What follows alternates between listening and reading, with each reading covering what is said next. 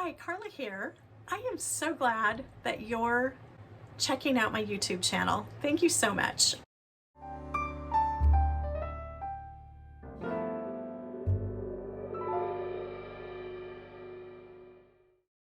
I'm all about helping my customers get out of social media overwhelm and into action so that they can stand out on social media and attract their customers. And I work with wineries and women businesses to help them do that. I share lots and lots of helpful tips on my YouTube channel, which is growing, and also on my Facebook business page and Instagram. So be sure and check those out. I hope all of the information is helpful. I didn't grow up with computers. Computers are new to me. I've been on social media for the last 10 years, and that's a result of writing about travel and wine and sharing my articles there. But I have a marketing background of 20 years working for companies in San Francisco, and now I help my customers learn how to use social media in a way that's authentic to them. And it just is really, really fun. I just love it. But my journey with social media has been anything but easeful. When I first started using social media to promote my travel articles, I had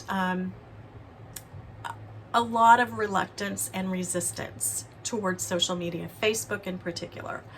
I had a perception that people that were on Facebook were boastful and arrogant and disingenuous. And I saw, people sharing about their new house or their new car, their perfect vacation or their perfect family or the restaurants that they got to go to or whatever. It just kind of made me sick. It's not that you can't share those things, but, it was the way that people were sharing or maybe the way that I was perceiving it. And as a travel writer, I got to go to some pretty cool places and be comped for all sorts of really awesome things. And so my intent with sharing my articles with my audience wasn't so that people would feel the same as I did on social media about the people being boastful. I wanted my audience to feel like they could come along and that they were along for the ride too. And it wasn't that I was special. It was that they got to, kind of live along vicariously through my article. It was really important to me. And so I overcame my reluctance and started sharing on Facebook in particular my travel articles, but doing it in a way that was really inclusive, that allowed my readers to follow along from, their chairs at home, from their computers, to be able to feel like they were part of the experience. And that was really important to me. So I started doing that and started getting more comfortable with that. And then I learned how to be on Twitter and, went through a similar process where I didn't want to be there either, and, used my marketing know-how so that I could share in a way that felt like an invitation to people. And that was a number of years ago.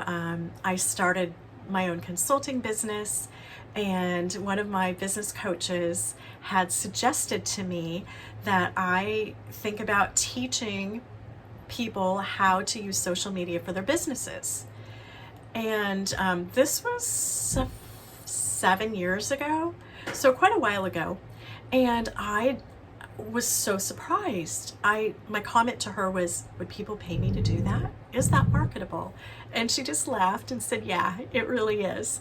So that took me on a whole other path in terms of my focus on, my marketing consulting, to really focus on social media and teaching businesses how to use it in a way that was not overwhelming, that was easeful, that could be actually fun, that didn't take up all of their time.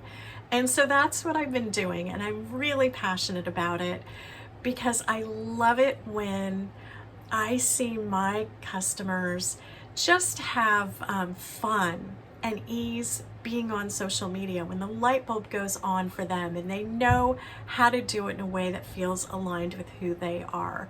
And that's really, for me, the joy of doing what I do. I teach social media. I give all sorts of tips on my YouTube channel, on Instagram, and I also do social media consulting and social media coaching.